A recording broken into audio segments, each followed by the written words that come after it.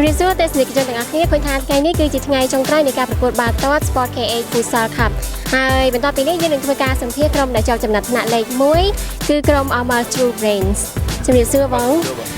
ឃើញថាការលេងថ្ងៃនេះគឺទទួលបានភាពជោគជ័យមែនទែនហើយបងមានអារម្មណ៍យ៉ាងណាក៏យល់យ៉ាងណាដែរចំពោះការលេងគឺមានចំណុចខ្សោយឬក៏ចំណុចខ្លាំងអ្វីខ្លះធ្វើឲ្យបងទទួលបានជោគជ័យបែបនេះបាទ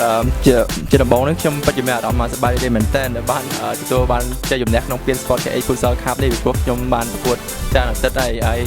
យ៉ាងស្វិតស្វាយមែនទែនហើយនៅក្នុងថ្ងៃផ្ដាច់ព្រាត់នេះពិតជាមានភាពលំបាកមែនទែនព្រោះ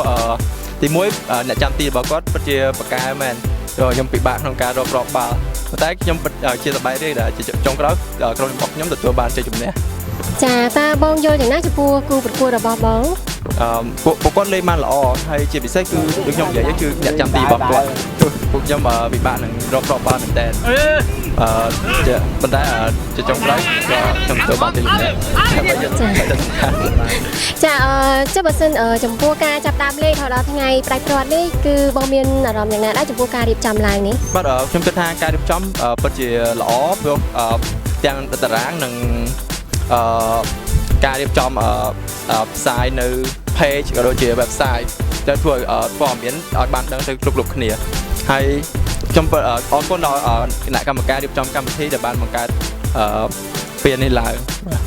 ចាបើសិនជាឆ្នាំក្រោយៗគឺមានការប្រកួតទៀតតើបងនឹងចូលរួមប្រកួតទៀតអត់បាទប្រកាសជាចូលរួមណាមួយឥ